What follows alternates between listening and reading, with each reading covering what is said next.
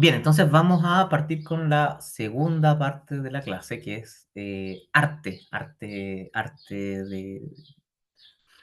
gráfico, pero es para hacer gráficos ya de datos. No, ¿cómo se llama esto? Em, Sketch y esas cosas. Entonces vamos a ver toda la pantalla para compartir. Ahí, la pantalla de allá, compartir. Y bueno, y tal como antes, cualquier duda, ustedes me comentan. Si se fijan, como les decía ahí antes, esto es del 2024. ¿Ya? Pero tiene algunas cositas que me gustaron y no sé por qué las saqué del 2025. Entonces vamos a ver Matplotlib. Nosotros ya vimos un poco de Matplotlib, que era, ¿cómo se llama esto? Para hacer gráficos en Python. ¿Ya? Es la forma, no sé si más humilde, pero más básica de hacer gráficos. ¿Ya? Entonces, eh, esto básicamente es para que veamos el poder de Matplotlib.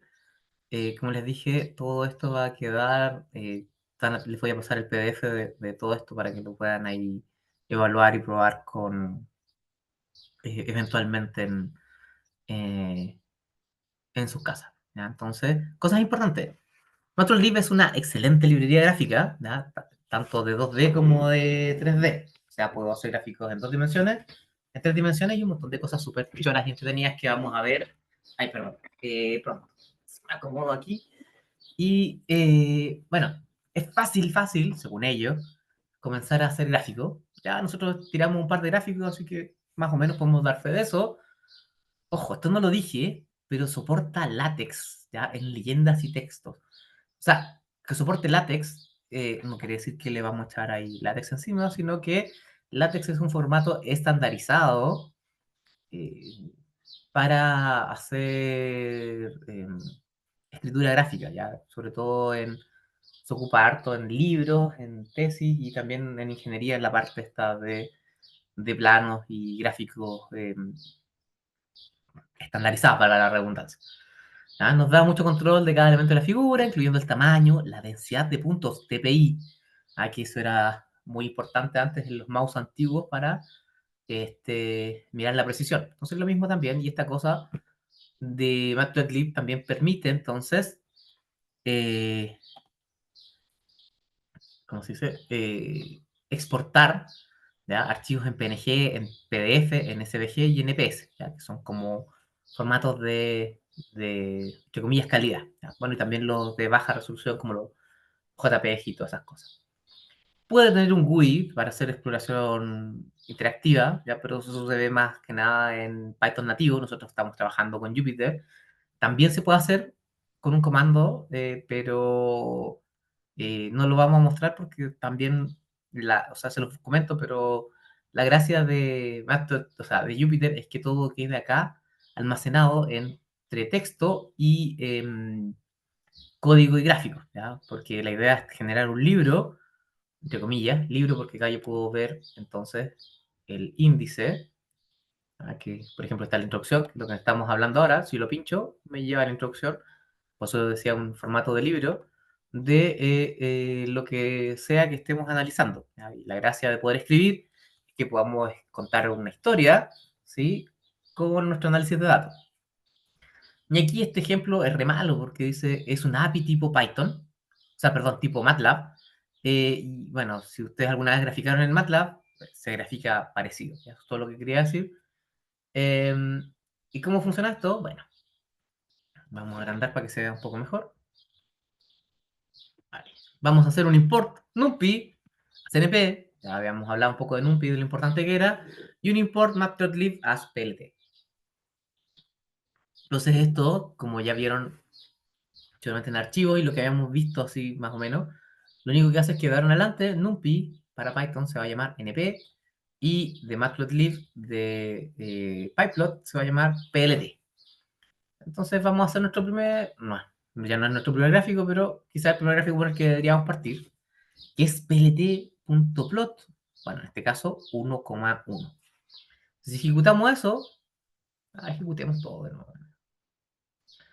Si ejecutemos, no cargué la librería. Ahí sí. Eso pasa por no cargar la librería. Entonces ejecuto esto Y ahora sí me tira este gráfico que está acá.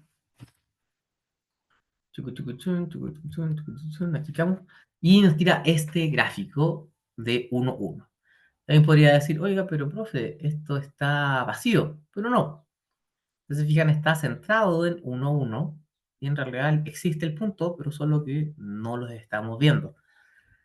Nosotros también podemos definir el tipo de marcador, entre comillas, ¿sí? Que vamos a usar, por ejemplo, el que está acá. Si yo pongo marker, voy a agrandarlo para que se vea, este monito de gorrito que está acá, entre estos apóstrofes, Matplotlib entonces va a saber que yo quiero decir que quiero este tipo de serie, ¿ya? Ese triangulito. Entonces ahora he logrado generar entonces mi gráfico con un solo puntito. ¿Ya? Hasta aquí, cada vez entonces que yo quiera hacer un gráfico es plt.plot y voy a generar este tipo de gráfico, ¿ya? Con series de puntos. ¿Ya? Después, bueno, hagamos un gráfico un poco más complejo. ¿Ya? Entonces vamos a hacer el plt.plot de paréntesis cuadrado, 1,2, coma, o sea, mi segundo elemento, 1,2, punto, pero ahora quiero otro tipo de marker. Un marker que va a ser esta O. ¿Ya? Si yo grafico esto, voy a checar esto para que se vea, voy a obtener un poquito menos, ahí. Voy a obtener entonces esta recta. ¿Ya? Entonces, ¿cómo está funcionando entonces Matplotlib? Porque si acá yo le dije que este era 1, 1 y me genera este punto, y aquí yo estoy diciendo 1, 2,12 y me está generando este gráfico. ¿Cómo funcionan entonces las entradas para Matplotlib? Pregunto al público.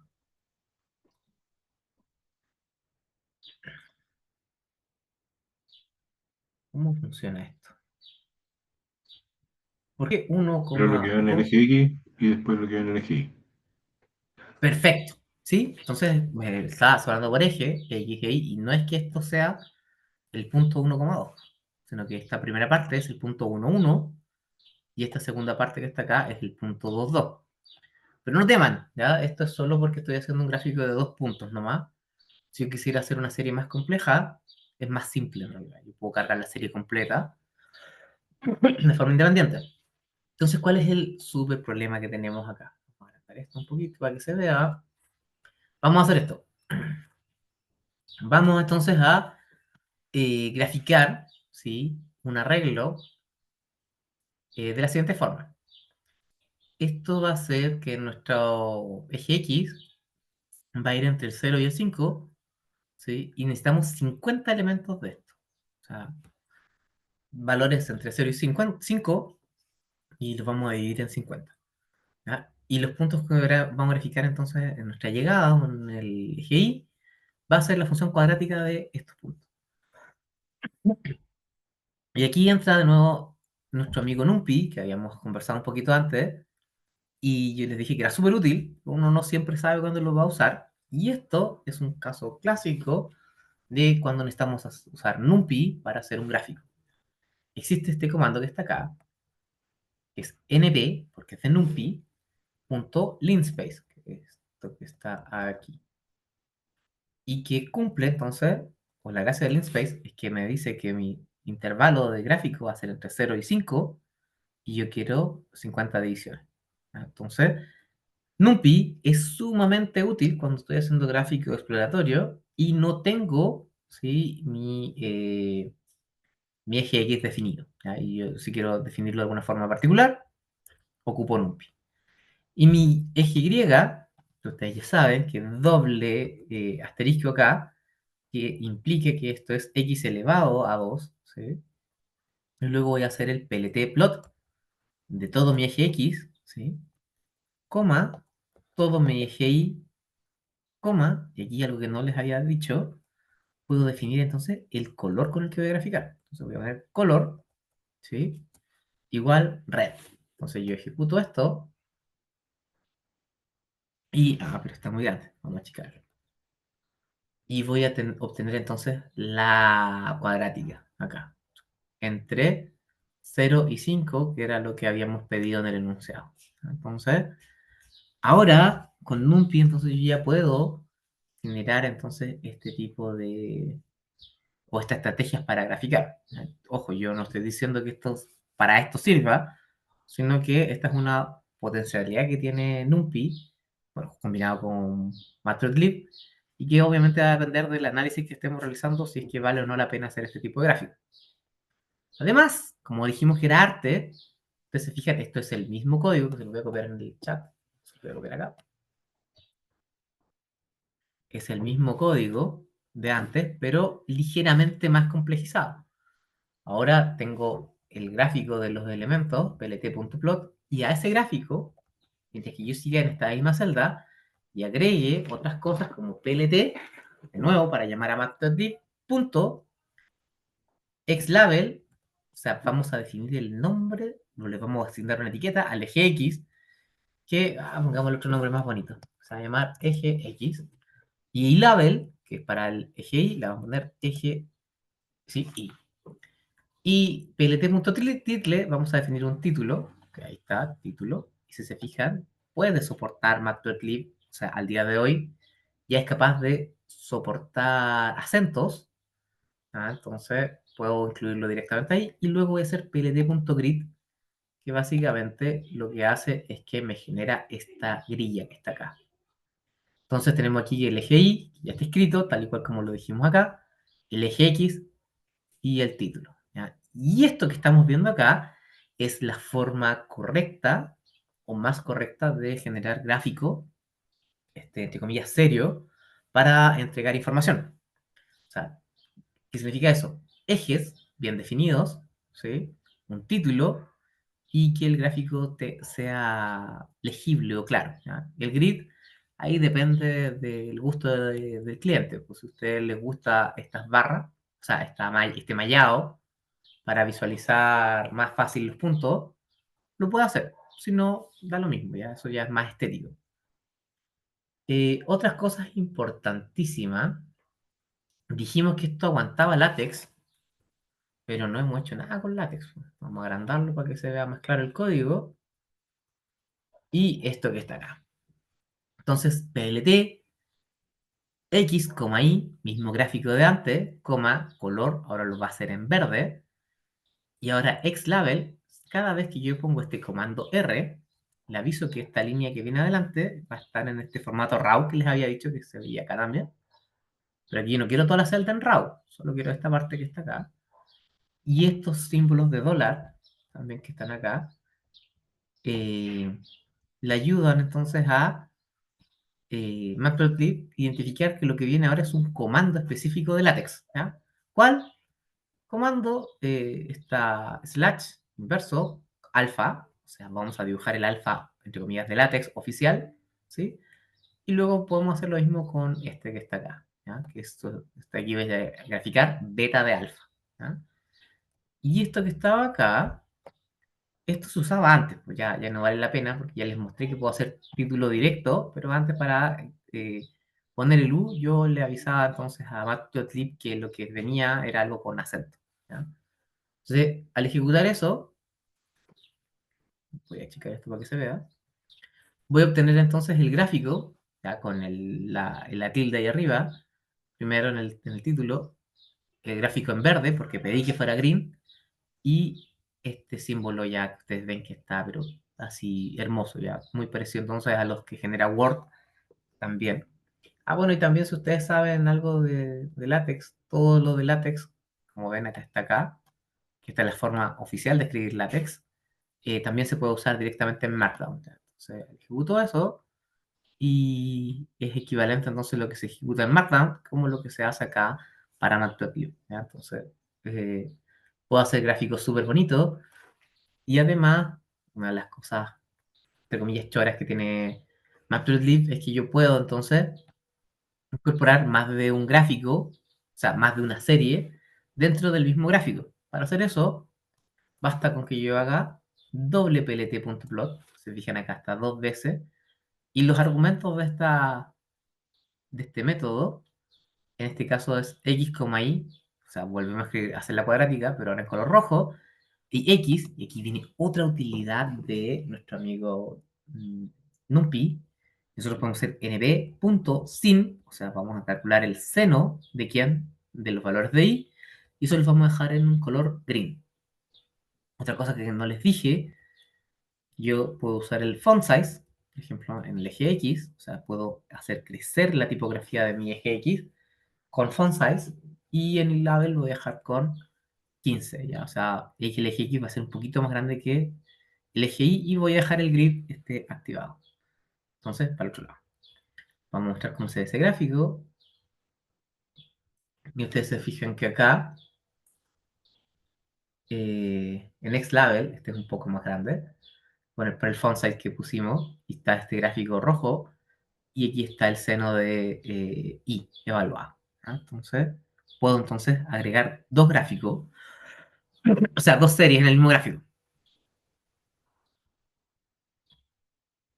Ahora, claro, pues en Excel esto también se puede hacer y es facilito. También puedo agregar incluso leyendas en Excel. Pero Python también puede agregar leyendas, ¿no? Para eso necesitamos definir que la serie tenga una etiqueta. Entonces vamos a usar labels y legend. Entonces cuando yo genero mi serie, o sea, plt.plot x, y color red, perdón, coma, label, o sea, cuál es la etiqueta que va a tener esa serie, se llama cuadrática. ¿Ya? Y ojo, aquí cuadrática entonces va entre apóstrofe porque es una palabra, ¿ya? Es un string.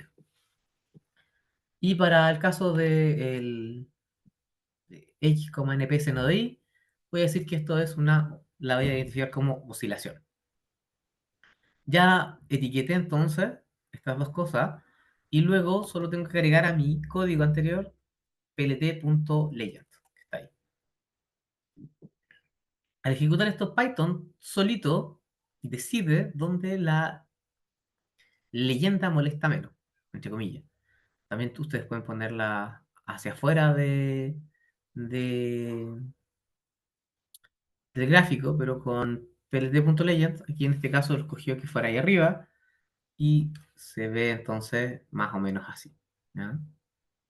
Además, yo puedo hacer el lock. Sí, el lock, igual como lo vimos en el ejercicio del análisis de base de datos, puedo entonces hacer un lock en legend, ¿sí? Para alguna posición específica que yo quiera. En este caso, es el mismo código de antes, solo que agregué lock igual 4. Entonces miro y la posición de lock igual 4 es esta que está acá. ¿Ya? Ahora yo no sé si ejecuté esta línea que está acá, pero veamos. Entonces, lock igual, no sé, 2. Yo la ejecuto. Ah, sí, la había ejecutado. Es en la posición que estaba antes. ¿Ya? Pero eso. Entonces ahí ustedes pueden también forzar a que la leyenda se ubique en algún lugar en específico, dependiendo del lock. Ahí lo dejo en 4 ahí porque quiero que se vea que molesta. Y también dentro de las cosas de Python es que si ya no hubiera alguna solución para que esta leyenda no molestara, igual queda medio transparente, ¿se fijan? Como una especie de marca de agua, entonces también se ve algo. Además de eso, yo puedo agregar funciones dentro de mi pyplot, ¿ya? Y como por ejemplo subplot, ¿ya? Que eso es muy parecido, ahí llego a MATLAB, pero en realidad ya MATLAB no ha perdido harto terreno en el mundo de la programación. Pero yo antes programaba en MATLAB, entonces me quedan estas cosas de estas comparaciones. Subplot entonces funciona de la siguiente forma. Voy a agrandarlo para que se vea mejor. Ahí. Entonces, exageramos. Ahí. Acá. Entonces, plt.subplot. Entonces, si se fijan, ya no es plot, sino subplot. Y tengo 1, 2, 1. Y luego tengo plt.plot, ¿sí? De x, y. Luego tengo plt.grid. Y luego tengo un plt subplot 1,2, 2. Y luego tengo un plt.plot de y, x. Si hago esto, me entrega. Vamos a ver aquí, ¿no? No. Me entrega el siguiente gráfico. Lo vamos a checar un poquito más porque quiero que se vea el código. Ya, ahí. Entonces, esa celdita que está ahí me entrega este código. Y la pregunta sería, bueno, entonces, ¿qué está haciendo Subplot? ¿Qué hace Subplot entonces? ¿Qué hace Subplot, estimados, estimadas?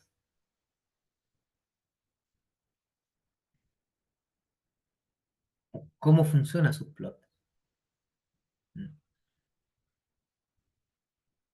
¿Cómo funciona Subplot?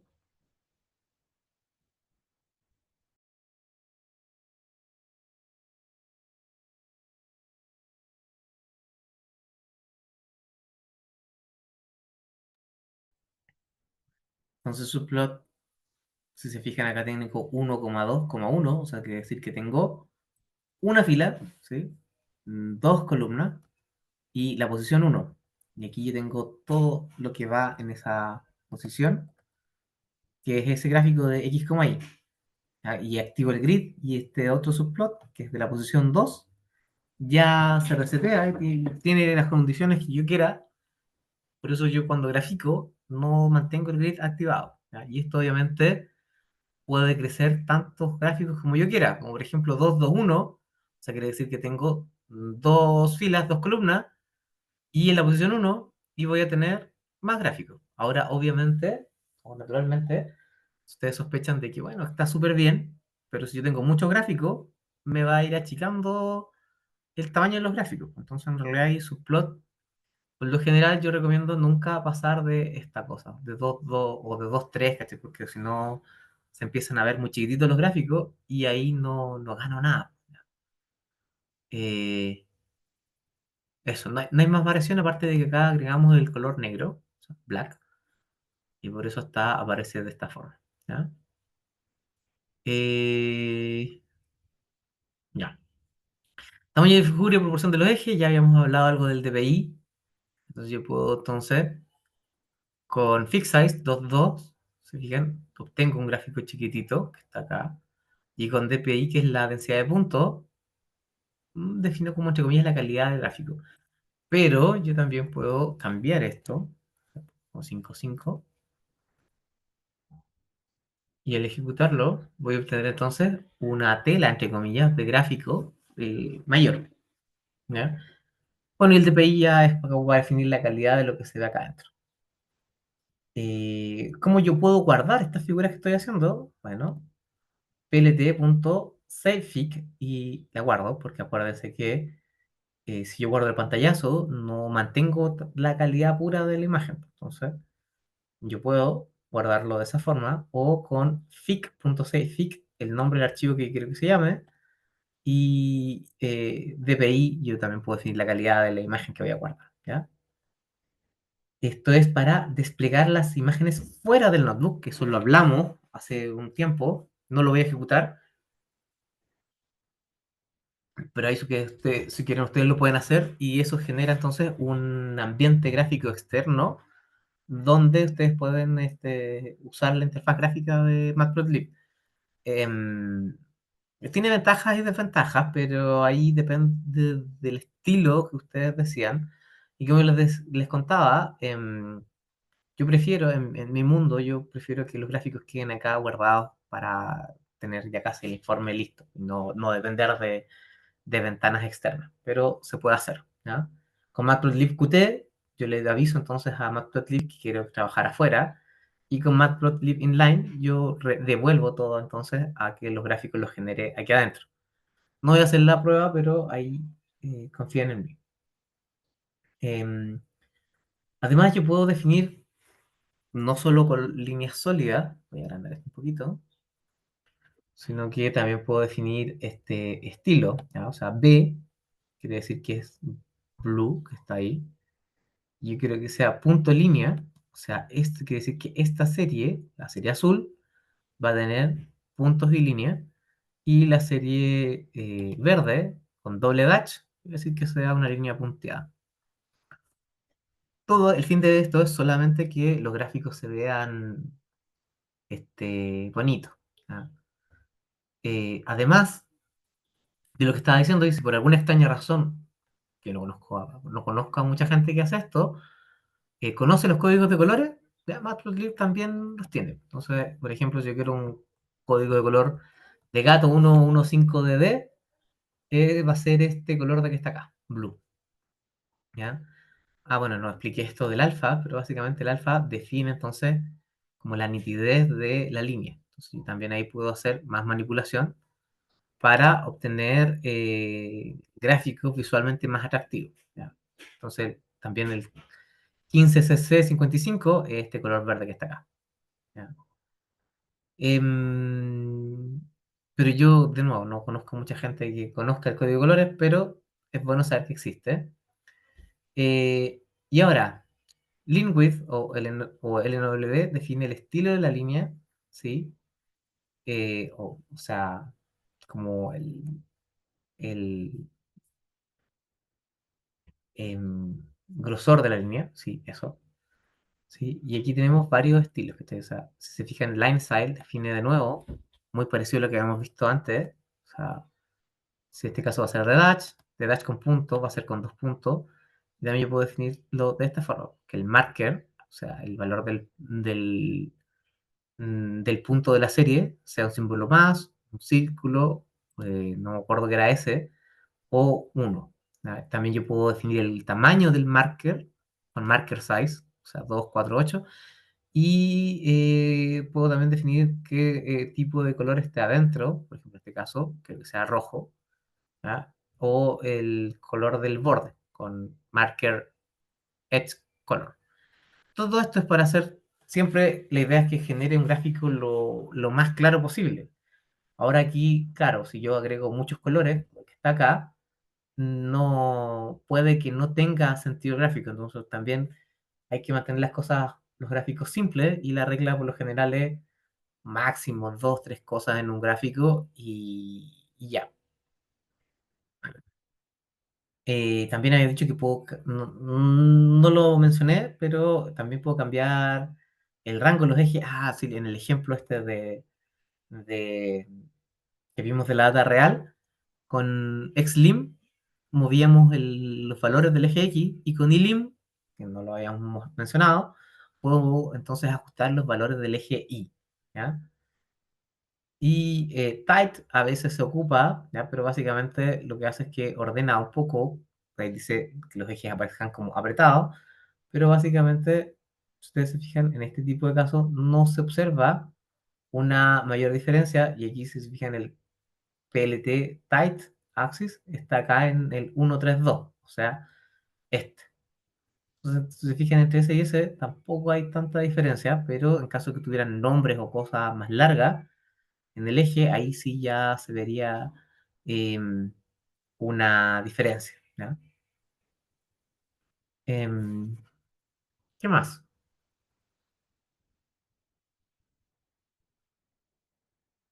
Bueno, otra cosa que también puedo hacer es que yo puedo definir con este xtix o itix eh, el valor del punto de eje según su aparición. O sea, en este caso hay que poner alfa, beta, gamma, bla, bla, bla, bla, y otras letras griegas acá, pero perfectamente podría poner el nombre del mes del año para que no me aparezca 1, 2, 3, 4, podría ponerle enero, febrero, marzo. Y de esta forma, entonces, yo genero que el eje ya cambia lo que yo pueda necesitar. Por ejemplo, alfa, beta, gamma, eh, delta, epsilon, ¿sí? Y phi, ay, no sé, teta y no sé cuál es el último, sigma. Eso. Bueno, pero siempre más detalles. Ustedes van ahí a Matplotlib, que está toda la documentación. Eh, ¿Qué más? No, esto no es. Bueno, podemos entonces también agrandar, ¿sí? La, ¿Cómo se dice? El ancho de la línea, ¿sí? Por ejemplo, aquí tenemos una en 10 y una en 1, y por eso se ve esta línea así. Ahora, ¿cuándo esto es importante? Perdón, depende del tipo de gráfico que estén haciendo, ¿ya? Pero son cosas que se pueden lograr. Otro gráfico, ajá, en 2D y otro estilo, de nuevo, NP, Array, o sea, estamos haciendo un arreglo en NumPy, y vamos a hacer este subplot, y podemos ver que acá yo quiero un gráfico tipo scatter, igual a lo que aparece Excel, ¿sí? Quiere también un gráfico de steps, uno de barras y un con fill between, que están acá. Entonces, ¿qué corresponde a qué cosa? Es lo que estamos acá. El típico scatter, el step, que me genera estos pasos acá, el de barras, y el fill between, que me genera estas cosas que está acá, este achurado. También, naturalmente, depende del tipo de gráfico o mi objetivo, el gráfico que yo quiero, cómo lo quiero presentar. También yo puedo graficar en coordenadas polares. Bueno, esto es el gran poder de Matplotlib. Y esto, no sé, pues usted es eléctrico y le gustan los fasores, puede obtener este tipo de gráficos. Son, que también son bien usados o parecidos a los que se ocupan a la dirección del viento, los típico gráfico de dirección del viento, em, o alguna distribución de marea. Gráficos que se pueden hacer con Python. También se pueden incluir notas, ¿ya? O sea, puedo agregar texto, y para eso está esto que está acá, ¿sí? Y aquí dice, como les decía, puedo incorporar látex, entonces también a texto que está acá. En este caso, perdón. En este caso, le aviso que lo que viene es látex y quiero esta fórmula, ¿ya? O esta de esta acá, y me la va a generar acá para que yo pueda visualizarla en la línea en caso de que crea que es mejor eso que un legend. Pero ahí yo prefiero siempre mantener las cosas simples. Mapas de colores y líneas de contorno. Ya, esto también es una gran gracia que tiene Matplotlib, ¿sí? Y también tiene un montón de utilidad. O sea, yo voy a generarme aquí entonces data, ¿sí? Para un mapa de colores, ¿ya? Que está acá. Y voy a hacer, ¿cómo voy a preparar esto? Con Linspace, porque para obtener las condiciones que necesito entre 0 y 1, 100 valores, en Y necesito entonces entre 0 y 1 y 100 valores, y dentro de esto, la malla con la que voy a definir, que también puedo definir mallas en Matplotlib, o sea, perdón, en NumPy, con np.matchgrid de x, y, yo puedo entonces generar las mallas en las que voy a trabajar, y a eso le voy a pasar este qubit potential, que está acá, y que responde entonces a esta fórmula, que está acá, a esa que está ahí, y yo puedo graficar esto directamente en, en Python, ¿ya? Con este coso que está acá. pcolor, que es x, y, z, y con plt color bar yo agrego esto que está acá, y obtengo, voy a achicar esto para que se vea mejor, este tipo de gráficos, ¿ya? Que también entregan también información en caso de que necesiten y analizar, no sé, pueden ser incluso espectros o ese tipo de cosas, pero esto, siendo sincero, se escapa al, a lo que vamos a ver en el curso de análisis de datos, pero siempre es mejor saber esto que no saberlo, o por lo menos conocer la potencialidad. También yo puedo obtener los contornos de este tipo de gráficos con plt.contorn de Z, que es donde nosotros guardamos los datos de este espacio, y esto también es el mismo gráfico de antes, pero ahora con el estilo de contorno. Entonces también podemos ver que existen estas zonas, ¿sí? Equipotenciales, que es todo esto que está acá, o de o qué altura, dependiendo del tipo de aplicación que estemos observando, pero Matplotlib también puede generar este tipo de cosas, ¿ya? Gráficos en 3D. Aquí ya vamos a ejecutar esto. Ojalá lo tenga cargado. Si no lo tengo cargado, no sigo ejecutando. Ah, mira. Sí. Entonces, from MBL Toolkit, vamos a generar vamos a llamar a este Axis 3D para generar estos gráficos, ¿ya? Y con esto, si ustedes se fijan, aquí voy a hacer un subplot, pero solo aquí, de las proyecciones en 3D de esta cosa que está acá, de X, Y, Z. Bajo estas condiciones, puedo generar o recuperar este tipo de gráficos, ¿ya? Entonces, puedo generar gráficos en 3D para hacer esos análisis. Voy a ejecutarlo. No definí el eje X. ¿ya? Entonces no puedo seguir corriendo este ejemplo. Y eso es porque debía haber tomado los datos de acá arriba. Pero ya no importa. También puedo obtener el tipo de gráficos de wireframe, que son muy famosos, ¿ya? Son estos que están acá, y puedo obtener entonces el mismo gráfico que estaba acá antes de que hiciera gráficos sin definir X, que me faltó correrlo. También puedo tener esto, puedo también cambiar el ángulo de visualización, ¿sí? Para eso, eh, con estos comandos de acá, del view init, puedo decir de dónde quiero verlo y puedo hacer em, eh, mover, entre comillas, este gráfico hacia otra posición en caso de que requiera una mayor definición del espacio, ¿ya? O sea, mejor interpretación de los datos. Aplicaciones de todo esto que estaba contando. Por ejemplo, dice cuál es el campo magnético producido por un conductor recto en el espacio. Ahora, ¿por qué un ejemplo de electro? Bueno, porque era el que se me ocurrió en ese momento. Entonces, para hacer esto, necesito entonces un espacio y por lo tanto necesito hacer un match grid. Entonces voy a generar con NumPy, con Matplotlib, y voy a definir el espacio, o sea, voy a estar entre -1 y 1 con 100 puntos, tanto para el eje X como para el eje y voy a definir mi espacio XT con match grid de mis valores de X, Y. Al hacer esto, solo genero el dónde voy a trabajar y luego voy a generar el espacio, ¿ya? Entonces, la corriente eléctrica va a ser 1, ¿sí?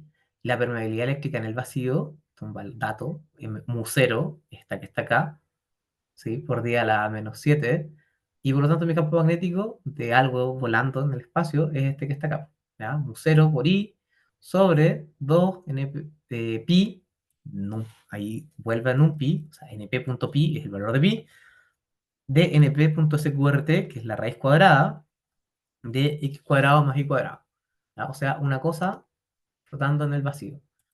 Ejecuto y ¿qué me faltó definir?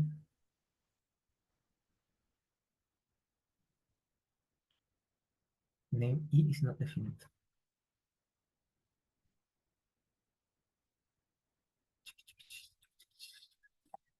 Ejecuto eso. Ah,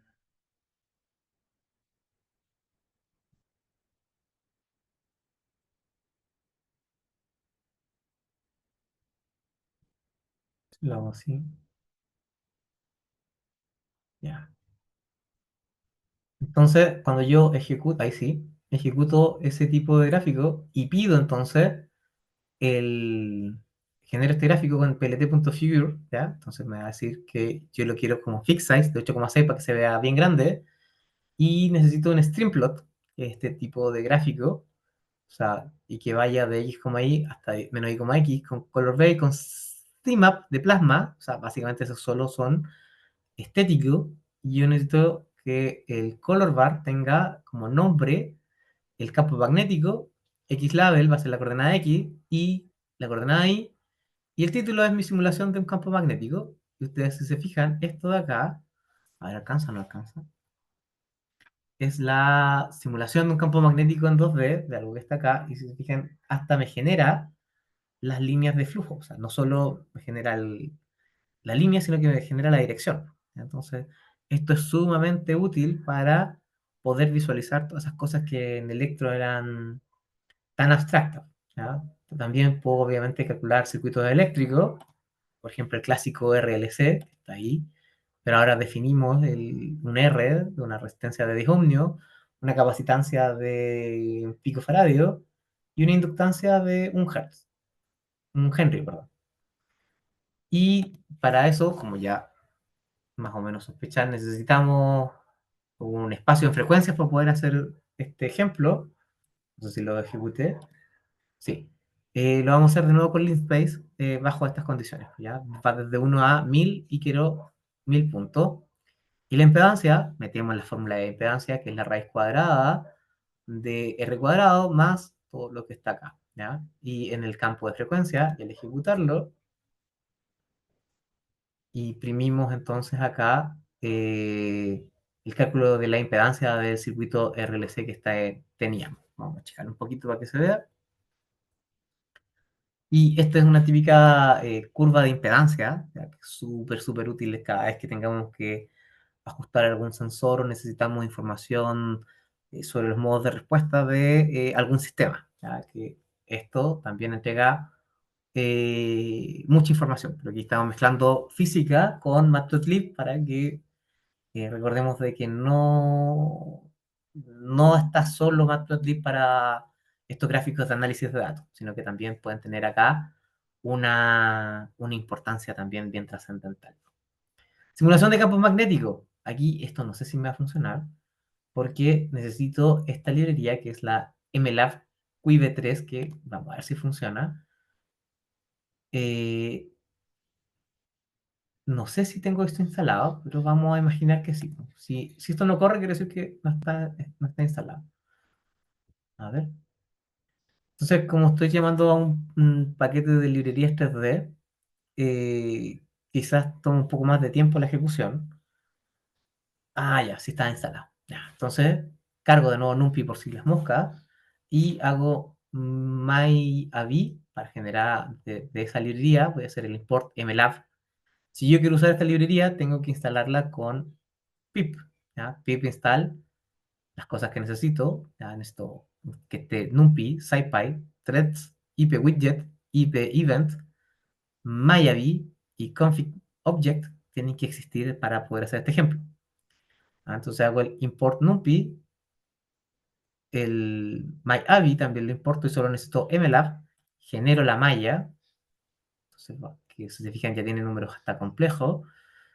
Ya, genero mi campo magnético en las tres direcciones, lo ejecuto, y ahora cruzo los dedos para que no se em, no colapse el computador.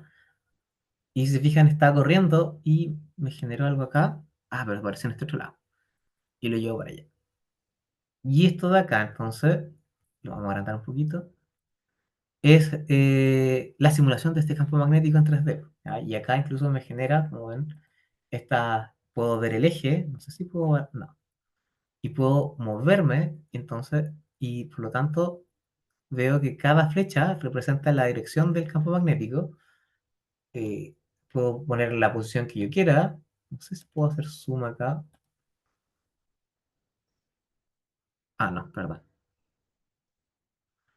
Eh, Puedo poner en cualquiera de esos ejes las vistas isométricas y... ahí sí. Puedo entonces ver y de esta forma estar 100% seguro cómo se comporta este campo magnético y puedo guardarlo directamente. Algo así es la interfaz de gráficos de Matplotlib cuando hago el Matplotlib Qt que les mencionaba, o sea, puedo salir hacia afuera y tener este gráfico acá. Y si se fijan, esto está ejecutando eternamente hasta que yo cierre el gráfico. Si lo cierro ahí, se detiene y puedo entonces recuperar el control sobre mi Júpiter. También puedo calcular más cosas como potencial eléctrico de un circuito. En este caso, ya hagámoslo. Eso ya lo corrí, lo vamos a ejecutar. Y el problema mientras que se ejecuta es que vamos a calcular el potencial eléctrico de un circuito formado por una fuente de voltaje y dos resistencias utilizando las ecuaciones de la ley de Ohm para calcular en el circuito la corriente, sí, y luego vamos a calcular el potencial eléctrico en cada punto del espacio tridimensional.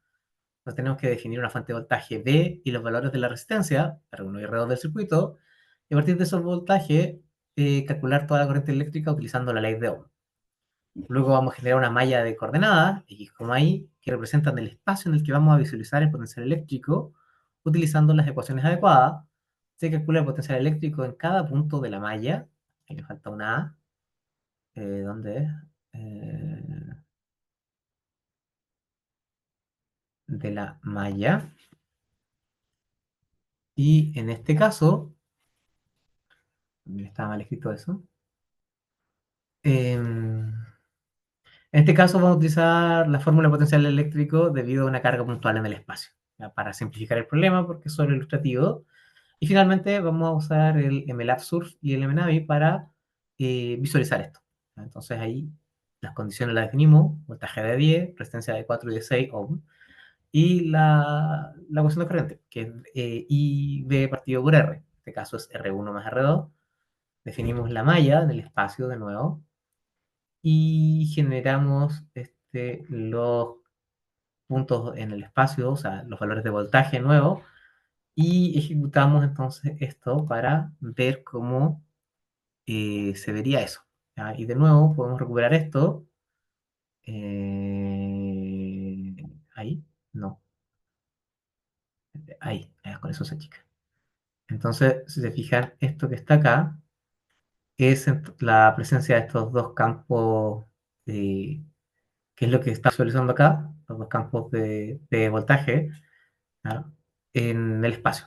¿Ya? Y eso, esto de acá tiene todo el sentido del mundo. ¿Ya? O sea, aparece tal y cual como debería verse en la representación gráfica. ¿Ya? Y esto de nuevo, o sea, está una locura de potencialidad que hay con Matplotlib, que también sirve para calcular, no sé, hidroestática, nuevo con Matplotlib. Definimos entonces una altura del agua, en este caso con NP Linspace, o sea, 10 metros a 100 puntos, cada 100 puntos internos. La densidad del agua es 1000, la gravedad es 9,8, y la presión hidrostática entonces va a ser la densidad del agua por la gravedad por la altura del agua. Y ahí está la altura del agua definida con Linspace, estamos en espacio, y luego hacemos el gráfico igual que en análisis de datos, plt.plot, la altura contra la presión hidrostática, X label, tenemos la altura del agua, N label, la presión hidrostática, y el título va a ser la presión hidrostática, y esto es lo que ustedes conocen como presión hidrostática, ¿ya? Y bueno, eso es más o menos eh, esta, el arte o la potencialidad que podemos obtener a partir de Matplotlib.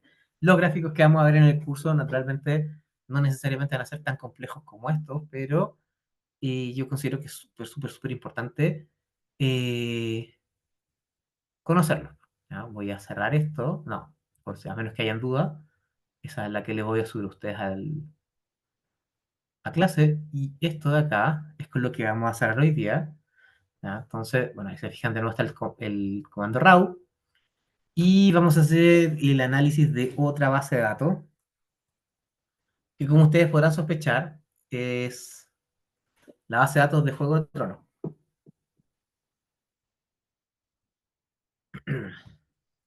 Entonces, nuestro rezo, ¿ya? Nuestra forma de, ¿cómo se dice? Eh,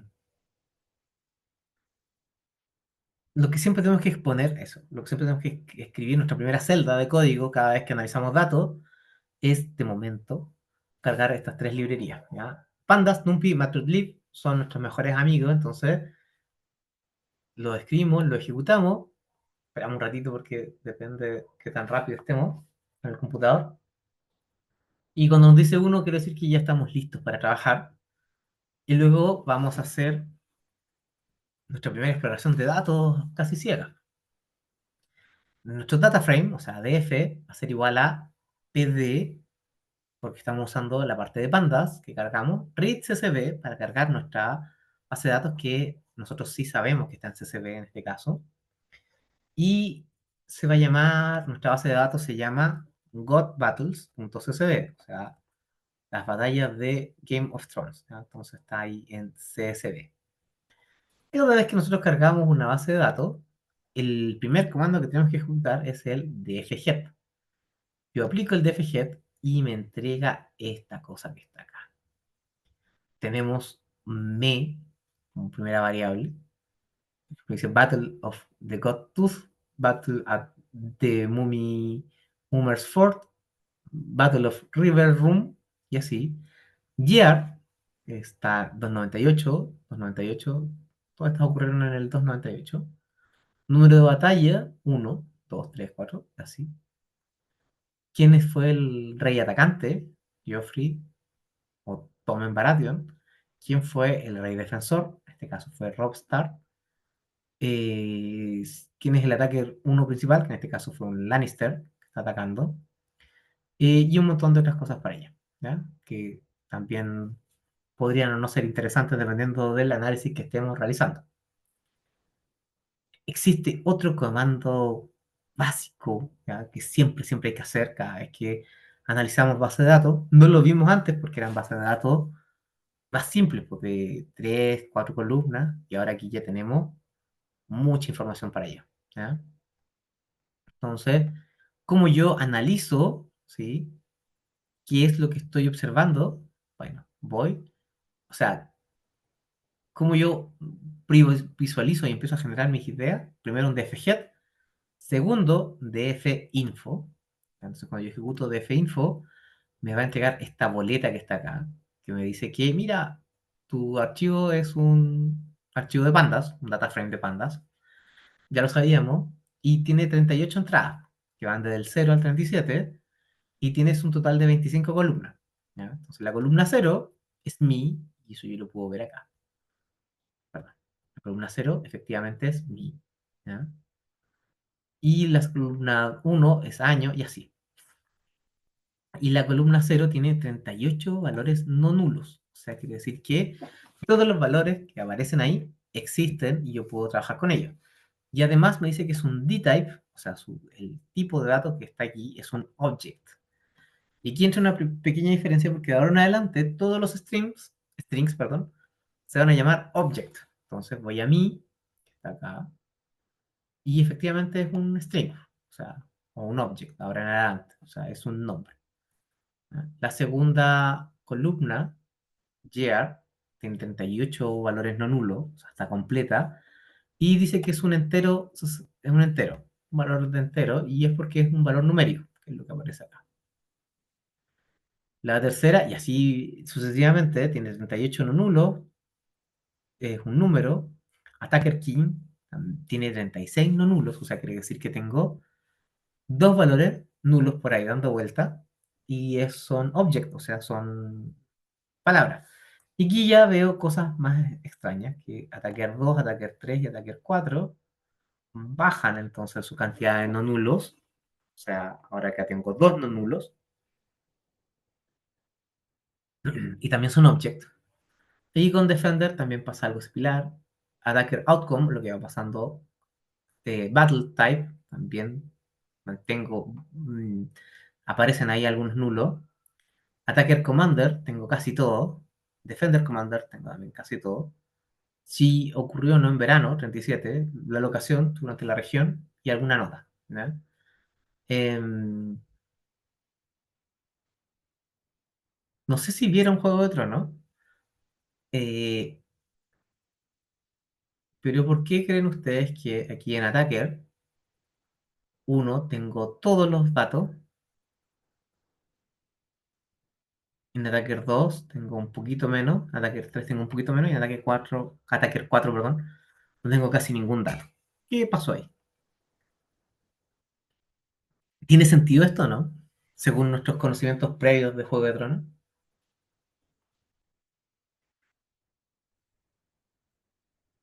Mucha gente fue atacado por un solo atacante.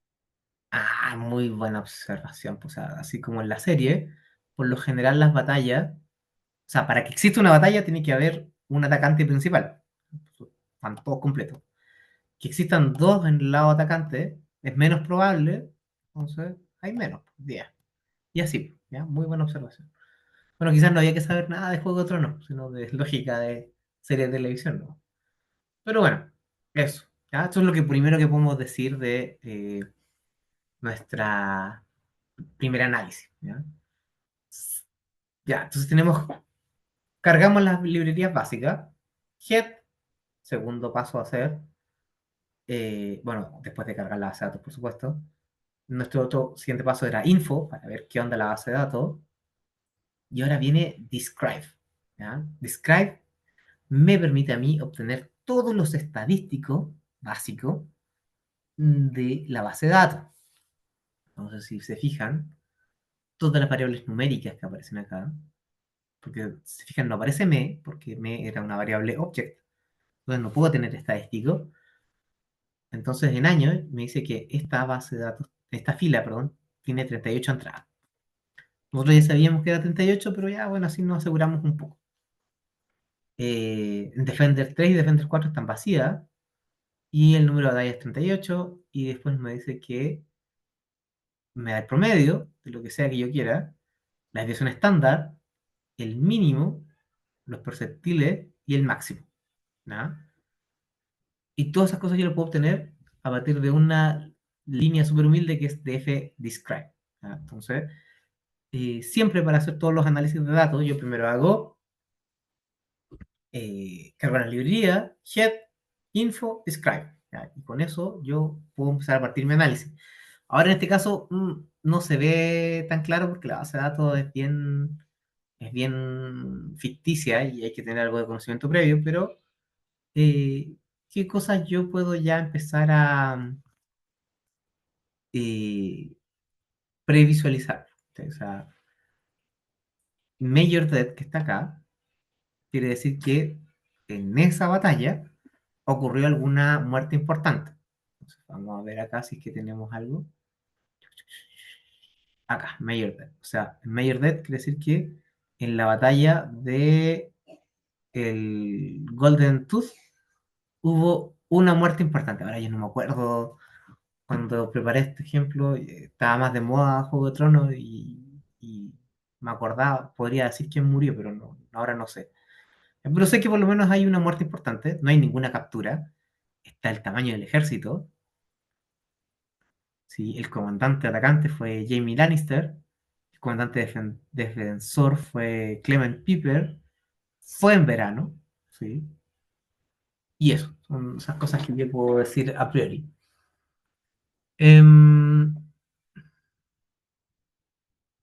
No sé si está el valor de... El attacker outcome de decir quién... A ver, hagamos esto.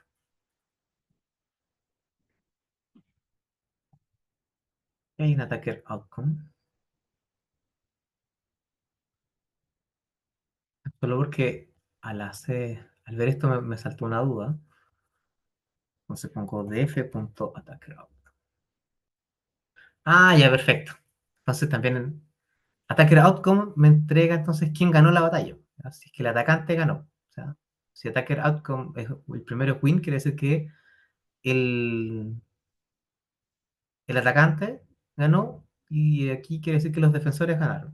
Eso era porque quería saber nomás. Ya.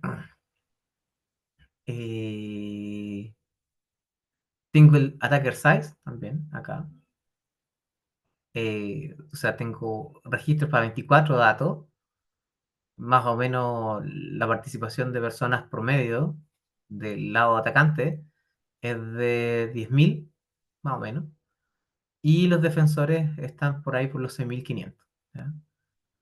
Casi, ay, mira qué interesante, ¿eh? Y casi todas las batallas ocurren en verano, dice que son 0,7. ¿Ya? Eh, no me había fijado en eso. Y la desviación estándar, entonces, en este caso, para el año, no tiene ni un sentido, porque en realidad esto solo me entrega estadístico, eso es lo que quiero manifestar. O sea, que tengan o no sentido, se lo damos en el análisis como vimos en delante. Y que básicamente podemos decir que las batallas de Juego de Tronos ocurren entre el año 298 y el año 300 de la métrica que ellos usaban. ¿Ya? Y que hubieron 38 batallas durante ese periodo de tiempo.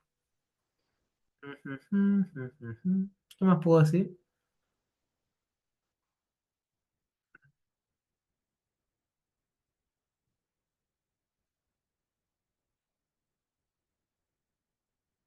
Ya, yo ya caché algo más que puedo decir. Si yo miro Attacker Size, sé que mi valor promedio son 10.000 personas más o menos, 9.942, y que a la vez mi desviación estándar de eso son 2.283. Pero además yo puedo decir que en el lado de Defender Size, ¿sí? Tengo 6.400 efectivos, pero que mi desviación estándar es de 6.225. O sea, básicamente, en general, yo podría inferir, así igual siendo bien aventurado, y que por lo general el lado atacante tiene más personas, ¿sí? Porque también tiene una dispersión más baja, ¿ya? Y que incluso pueden haber aquí como masacres a villas, si no hay gente que las defienda. Eso. Em, ya.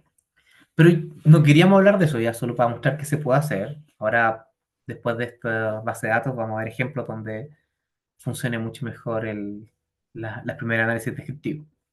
Entonces, ahora lo que queremos ver o queremos obtener es cuál es la probabilidad, ¿sí?, de que una batalla sea iniciada entonces por Joffrey o Tommen Baratheon. Y aquí tenemos que entrar entonces a los conceptos de probabilidad. O sea, cuando o la fórmula matemática de probabilidad es el número favorable de los casos de A sobre la cantidad de casos totales, ¿ya? Y eso me define entonces la probabilidad de que ocurra o no el evento A, ¿ya? Y además las probabilidades tienen que cumplir este axioma de Kolmogorov que están acá, ¿ya? O sea, tiene que ser, no pueden haber probabilidades negativas, ¿ya? O sea, nada no puede tener, o un evento particular no puede tener una probabilidad menor que cero, ¿ya? Eso quiere decir que es un evento que no ocurre y por lo tanto no tiene sentido que yo lo marque. Tiene que ser aditivo, o sea, dentro de mi conjunto de probabilística, yo, la unión de conjuntos de probabilidades es equivalente entonces a la suma de las probabilidades independientes. Además, yo puedo normalizar el espacio de probabilidades entre 0 y 1 y que la probabilidad de que ocurran todos los casos probables, sumadas entonces por aditividad, tiene que ser igual a 1. Esa es más o menos la descripción normal o sea, no normal, clásica de probabilidades. Voy a checar esto un poquito y vamos a ver entonces lo que les decía, ¿ya? Entonces, hay eventos imposibles y, por ejemplo, una moneda tiene dos posibilidades. O cae cara o cae cruz. Ahora yo he escuchado de que hay gente que dice que le ha caído la moneda así, pero bueno, no, no sé. Y un dado, en este caso 6 lados, tiene eh, un sexto de probabilidades de que ocurra un evento específico, ¿ya? Por ejemplo, que caiga 5 solo puede ocurrir un sexto de probabilidades y por lo tanto todos los dados, o todas las posibilidades de los dados, me van a sumar 6 sextos y eso va a ser 1 para obviamente un dado de 6 caras, ¿ya? Y ahí, bueno, está, si ustedes quieren revisar este experimento de espacio muestral de evento y probabilidad, ahí está toda la referencia de probabilidades. Ya, entonces, vamos a lo que nos concierne. Vamos a determinar la probabilidad de que eh, un Baratheon, Joffrey Tommen Baratheon, eh, inician una batalla. Entonces, lo primero que tenemos que hacer es tener los casos totales, ¿ya? Len, un comando que ustedes ya habían visto en clase, en un curso anterior, me da el largo de mi vector, pero también yo le puedo aplicar el len a df, entonces puedo saber el largo de mi variable df. ¿Ya? Entonces, ya sé que mis casos totales son 38 y más o menos también ya lo sabía por el df info que vimos arriba. Entonces, ahora vamos a ver el Attacker King. ¿Ya? Entonces, yo necesito saber eh, cuántas veces, quién inició estos ataques. Y en mi columna Attacker King está entonces separado quiénes son los reyes atacantes. ¿Ya? Entonces, de nuevo, si voy acá al head, bueno, quizás más corto que lo haga acá. A ver, vamos a hacerlo acá. Ahí. Entonces, df.head.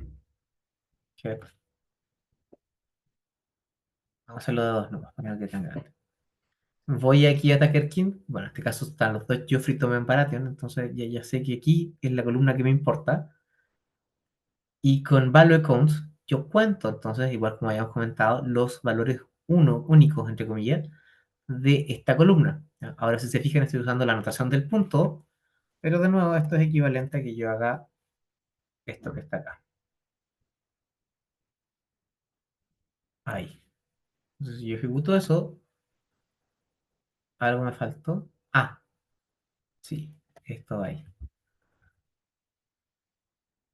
Es equivalente entonces, ¿ya? Entonces, ¿qué me dice este value count? Que también es un gran amigo para el análisis de datos, que vamos a ver en más casos eventualmente cómo se porta. Pero podemos decir que Geoffrey y Tommen fueron, o la repitencia de ello, de esto, esos 14 veces. Robert Stark es 10 veces. Los Greyjoy 7 veces. Y Stannis Baratheon 5 veces aparecen. Entonces, eh, ¿cuál sería la probabilidad de que Joffrey o Tommen Baratheon inicien un ataque? Debería ser 14 sobre 38. ¿Ya? ¿Por qué 38? Porque es el número de casos. Vamos a borrar esto porque está muy lejos. Y esto quizás debería ser un marcador. Ya, ahí sí. Entonces, 38 casos totales. La probabilidad entonces que ataquen es de un 36%. 37%. Ahora nosotros también habíamos dicho por ahí en el ejemplo anterior que habíamos visto, en la base de datos anterior, de que a value counts nosotros podemos agregarle el signo de porcentaje, ¿sí? Y podríamos recuperar entonces el cálculo directo de la ocurrencia en una línea calculada por Python. Entonces hacemos ese ejercicio y aquí nos dice que es, según Python, es 38%, 39%, 38,8%. Pero a nosotros nos dio 36,8%. ¿Qué pasó acá? ¿O por qué nos dan esta discrepancia de valores? Si nosotros sabemos que el largo de la base de datos es de 38, cuando calculamos con porcentaje nos entrega otro valor, distinto al que habíamos calculado manualmente. Y aquí es donde entra otro concepto de que a veces la base de datos no está tan limpia, puede tener algunas fallas. Fallas me refiero a nulos, ¿sí? Entonces, si nosotros hacemos attacker king, o sea, que es donde estamos analizando, ISNA, que es otro de los nuevos grandes amigos que vamos a tener, o sea, estamos viendo si es que acaso hay valores eh, perdidos ahí, ¿sí? Y vamos a hacer value counts, o sea, vamos a contar entonces la cantidad de elementos perdidos que hay en la columna Attacker King. Y al hacer eso, podemos ver que tenemos 36 elementos no nulos y 2 elementos nulos.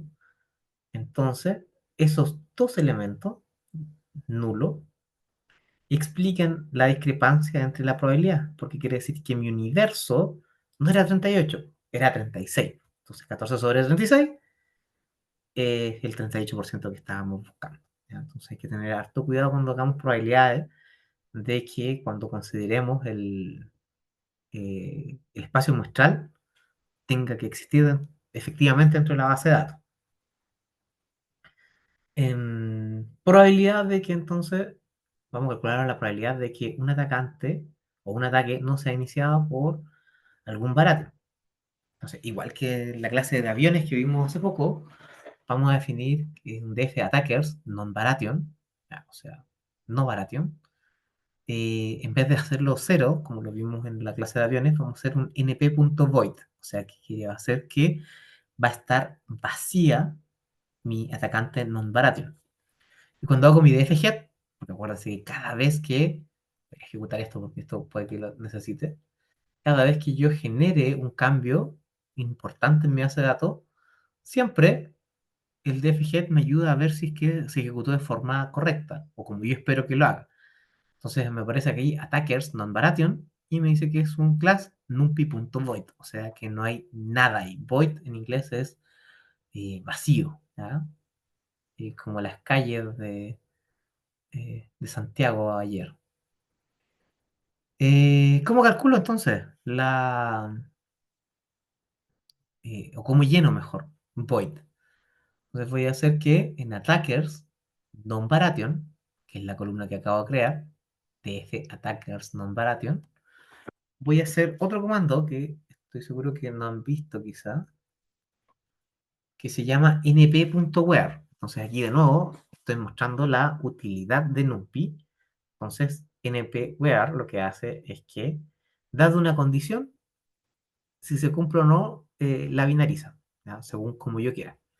Entonces en este caso, ¿cuál es mi condición? Si defer attacker king, que es la columna que estoy usando, para determinar quién es el rey atacante, si ese elemento de esa columna es distinto, eso se llama admiración igual, ¿a quién?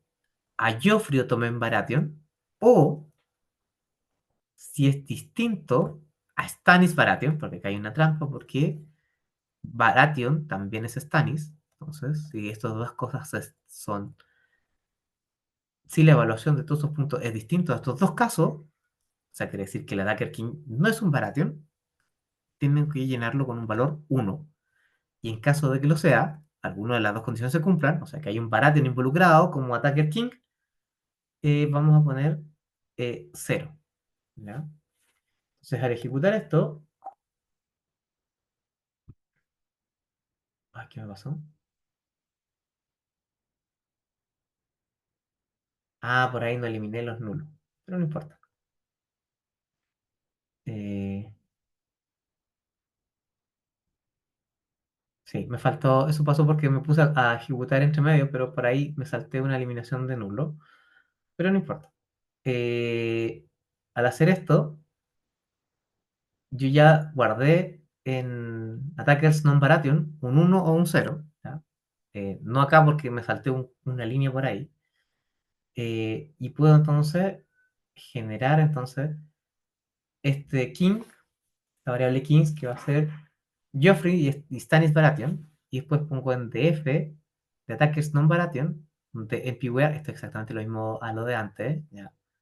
Donde no sea, acuérdense que esto, no sé si lo vieron antes, pero esto es la negación de lo que viene, esta vergulia que está acá, o colita de chancho, y hago la misma lógica de NPWare, y si está en Kings, va a valer 1 y si no va a valer 0. ¿Ya? Estos dos comandos son equivalentes, este con el que acabo de mostrar anteriormente, y al ejecutarlo voy a poder entonces obtener el porcentaje, ¿sí? De si es que acaso los atacantes son Baratheon o no.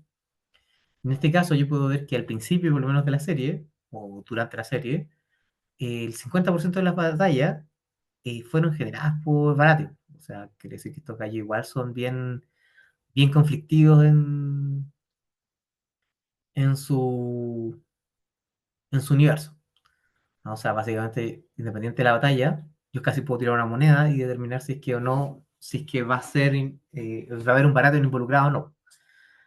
Eh, y luego, no negatividad, principios de no negatividad, que era el segundo principio de Kormolov. ¿Sí? Entonces yo voy a guardar en Batallas del Rey el value count, entonces, de mi ataque King, que ya vimos eso, y la idea es que ahora yo voy y le pregunto si es que acaso esto es mayor que 0. Si se fijan, todos los elementos de acá en value count, bueno, que ya lo habíamos visto arriba, eso mayor que 0. Entonces también estaría cumpliendo el, eh, el segundo principio de Kormolov para las probabilidades. Luego es en aditividad y normalización. O sea, vamos a ver si el universo de probabilidades suma 1. Y aquí voy a hacer el típico truco para guardar entonces ¿cómo se llama esto? Almacenar una suma. Entonces voy a dejar ahí, está muy chiquitito quizá. El valor de la suma va a ser igual a 0. Voy a guardar ahí un string, también vacío. Y si para un elemento, de nuevo, ahora items en vez de iter rows, pero funciona parecido. Y voy a ir sumando entonces la palabra, perdón, el valor de la probabilidad y las palabras para tener una idea de qué attacker king estoy guardando. Entonces, si se fijan, solo Joffrey Baratheon es un 0,38%, Joffrey Baratheon y Robb Stark, la totalidad de esa probabilidad me sube un 67%, y Tommen Baratheon y los Greyjoy me suban un 86%, y luego cuando agrego a Stannis Baratheon, recupero el 1%. Entonces, ahí también ya más o menos probé la aditividad. También puedo hacer lo mismo para, o algo parecido, ¿sí? Para unión de eventos, que acuérdense que la probabilidad de la unión se escribe como PR de A, esta cosa que es unión, B. Y lo vamos a probar con Major Death y Major Capture, que está acá. Entonces yo hago un dflock, igual a como habíamos comentado entonces en el ejercicio anterior, que también era otra forma de filtrar. Voy a filtrar solo aquellos valores de mi DF que tengan este Major Death y Major Capture, solo para visualizar. Y voy a hacer el head para ver cómo se ve. Entonces, si se fijan, para la primera batalla tengo una muerte importante, ninguna captura. Y para la tercera batalla tengo una captura importante, pero ninguna muerte. Y la cuarta tengo muertes y captura. Y así. Entonces, con esto, iter rows, o sea, perdón, cuando ocurran estos dos eventos, ¿sí? Voy a almacenarlos por ahí. Entonces voy a correr con iter rows, igual como en el ejemplo de aviones que vimos hace poco, y para eso vamos a iterar o vamos a ir iterando de row name para la fila y row series para la columna. Entonces, si en row series de Major Death el valor es igual a 1 o para Major Capture también es igual a 1, entonces ya ahí estoy cumpliendo la unión de probabilidades y simplemente voy a imprimir el nombre de la batalla. Y Duo, que es mi variable donde se ocurren entonces esta unión de probabilidad, les voy a ir sumando 1 si es que ocurre este evento doble. Y bueno, ahí me pasan todas las batallas que donde pasan muertes y captura, o capturas, ¿ya? Muerte o captura. Entonces vemos que pasa en el Gold Teeth, que está bien porque es lo que pasa acá, y ocurre todo eso en esas batallas. Y luego la probabilidad final entonces va a ser el dúo sobre el NDDF, que entonces cuando ocurre alguna de las dos cosas es el 47%, básicamente.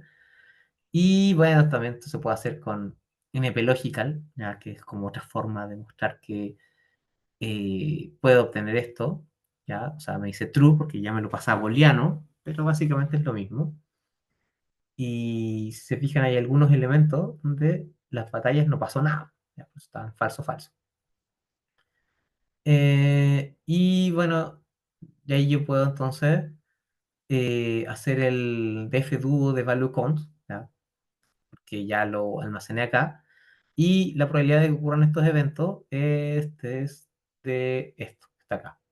¿Ya? Un 47%, que era más o menos lo que habíamos encontrado antes. También puedo hacer intersección de eventos. Ahí de nuevo voy a estar usando NP-Logical, pero en realidad este NP-Logical de NumPy, para nuestro propósito de análisis de datos, esta es como debut y despedida, pero es bueno saber que existe.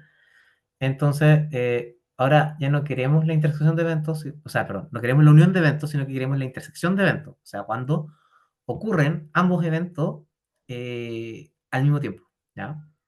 Y eso básicamente se hace con un AND, ¿ya? También lo puedo haber hecho con un log de AND, pero ya que estaba mostrándolo, esta es otra forma de hacerlo.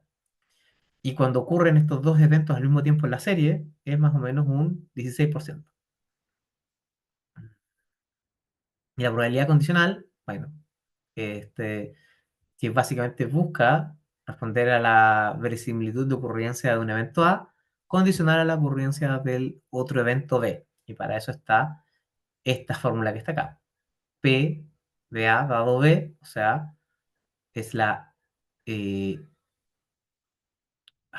era la intersección de eventos, que era lo que estaba acá, dado la probabilidad B. ¿Vale? Entonces, por ejemplo, tenemos estas muertes importantes en batallas de Baratheon, o sea, P, la probabilidad de muerte de Baratheon, que básicamente es que la batalla muere alguien y que sea un variation, o sea, intersección de eventos, y sobre la probabilidad de que esta batalla sea por un variante. Entonces, tenemos el evento A, la probabilidad de que muere, es importante en una batalla cualquiera.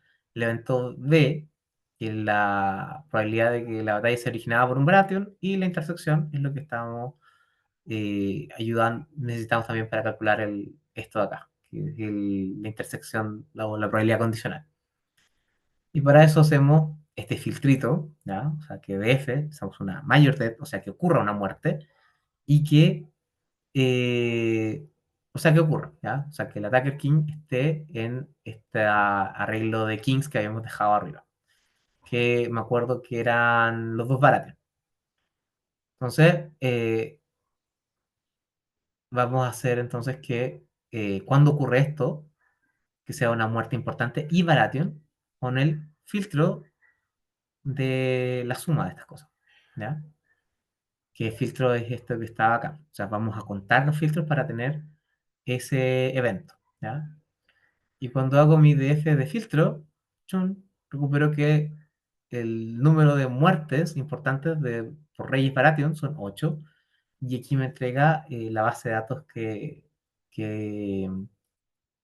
eh, ay, ¿cómo se dice? Evidencia los casos específicos, ¿ya? ¿Qué más? Bueno, la batalla de Baratheon va a ser igual, esta otra variable que estoy generando, eh, va a ser igual a si mi attacker king a value de count, y con get yo solo puedo obtener entonces la probabilidad de esos dos eventos, ¿ya? O sea, ¿de qué dos eventos? De kings, que era el vector donde guardamos al rey Baratheon, y la muerte importante de Baratheon entonces sobre los elementos que ocurren entonces sobre el universo de probabilidades, y me da este valor de 42%. ¿Ya? Visualización. Este gráfico lo voy a así dejar ahí nomás, como que lo voy a tirar, pero la próxima clase vamos a interactuar con él porque esto es, o ustedes quizás lo van a tener que hacer solos, no lo sé, pero este es el gráfico más importante de este curso, para mí, que viene de otra librería, que se llama Seaborn. Y por lo tanto, Seaborn se agrega a nuestro rezo de tres variables. ¿Ya? Entonces tenemos Seaborn, que es otro paquete gráfico, ¿sí? Pero la gracia de Seaborn es que puedo hacer el gráfico siguiente. Puedo obtener entonces toda la correlación de solo los valores numéricos, porque los valores numéricos son los que pueden tener correlación. ¿Ya? Entonces, de df, yo aplico core sobre mis valores numéricos, defino un espacio para generar este gráfico, o sea, un tamaño de gráfico, y este es el nombre del gráfico. SNS, porque SNS se llama la Seaborn, punto heatmap, ¿ya? ¿De quién? De las variables que yo correlacioné. Y esto de acá son cosas estéticas, pero lo más importante es que sea con anot true, o sea, que me va a decir la, la correlación escrita sobre el recuadro. Y voy a agregar un título, ¿ya? Que pl.title, en este caso de Battle Analysis, porque eso es lo que estamos haciendo, y PLT Show para que se despliegue acá. Voy a achicar esto un poquito. Y básicamente yo les cuento de que este es un gráfico de correlaciones. Y esto de correlaciones lineales de Pearson, entonces ustedes saben que contra más cerca de uno, quiere decir que los eventos eh, tienen una relación directa. ¿Ya? Y con menos uno, quiere decir que tiene una relación perfecta indirecta. O sea, cuando sube una variable, baja la otra. Y todo lo que está entre medio, bueno, es interpretación de, del analista. Por ejemplo, en años, con la variable años, tenemos que hay algo que está correlacionado súper fuerte, con 0,91, y de forma directa casi. Entonces, ¿con qué? Esa es la pregunta. Entonces, años está correlacionado fuertemente con el número de batallas. Y eso tiene sentido porque si no la serie sería súper fome. A medida que va avanzando la serie, tenemos entonces más batallas. Algo que está inversamente correlacionado es años con, no sé qué esto, pero está con menos 84, bajo por acá, y con verano. Y eso más o menos tiene sentido porque al final eh, varias de las batallas empiezan a ocurrir entonces en invierno, a medida que vamos avanzando en la serie, pero igual hay que tener ojo con eso porque verano era una variable binaria, entonces igual habría que echarle una mirada bien fuerte. También el número de batallas se va reduciendo, las que ocurren en verano, que más o menos tiene sentido con esto. ¿Qué más interesante? Ya, ocurren capturas importantes siempre y cuando el atacante, o sea, no siempre y cuando, sino ocurren con alguna grado de correlación cuando el atacante tiene un ataque, o sea, un ataque, una, un volumen mayor. O también cuando, bueno, los atacantes no son Baratheon. Está bien. ¿Qué otra cosa interesante tengo acá? Mira, em, Mayor que está acá. También ocurre. Espérate, ¿dónde está? Se me perdió. Mayor que está acá.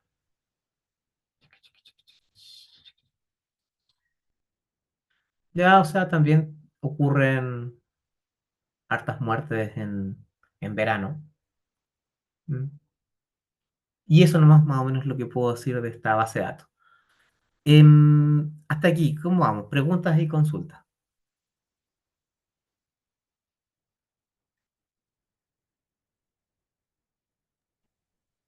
No por acá. Ya, maravilloso. Entonces, yo voy a ser súper sincero con ustedes. Yo tenía planeado pasar hasta acá. Mira, ahí está. No, este gráfico no vale la pena. Em, pero si me extiendo a otro punto, quizá se nos va a quedar corta la clase. Pregunta, ¿les parece que quedemos hasta aquí hoy día? ¿O hacemos Sí. otra base de datos? ¿Sí? Ya. Sí, pues, Eso, yo voy a preguntar si es que van a cargar el curso completo a Blackboard y si no lo cargo yo. ¿Ya? Entonces la próxima semana deberían tener el orden de qué es lo que tienen que estudiar ustedes en la casa y lo que tenemos que ver nosotros acá en Sincrónico. ¿Ya? Eso, que tengan un excelente, bueno, para los que estén en Chile, excelente 18 y cuídense mucho y nos estamos viendo, no sé profe, cuándo, pero ahí. pregunta, de esto todavía no hay tarea, no hay nada que hacer por ahora. No, mira, la próxima clase les doy una tarea. De hecho, ya la tengo media pensada. Este curso, buena pregunta. Este curso Solo se va a ir consi- agregando las fechas y eso que hay No, que no, este organizarse. curso. Sí, no, sí, tienes toda la razón. Este curso va a contar con dos evaluaciones. La primera es de análisis de datos propiamente tal, ¿ya? Que es lo em, que se llama EDA, que yo todavía no les muestro un EDA así completo, que es básicamente, es muy parecido a lo de aviones, pero un poco más completo, que es básicamente obtener la mayor cantidad de información de la base de datos para poder obtener una conclusión razonable. ¿Ya? Em, y esa va a ser la primera evaluación. La segunda evaluación ya va a ser cuando modelemos. ¿Ya? Entonces, y esas son las dos evaluaciones que vamos a tener. ¿Ya? Tarea entre medio me parece excesivo, pero ahí lo que sí voy a hacer es que probablemente más tarde, o sea, como a la medianoche por ahí, les voy a empezar a subir anuncios de donde pueden sacar material y cosas interesantes de Python. Eso, pues, amigo, eso, eso. Vale, profe, gracias. Profe, Mande. la tarea, trabajo, no sé cómo les va a llamar, ¿son individuales o en grupo? Mm, no sé cuántos somos, a ver. ¿Puedo ver aquí cuántos somos? Sí, ahí en la lista.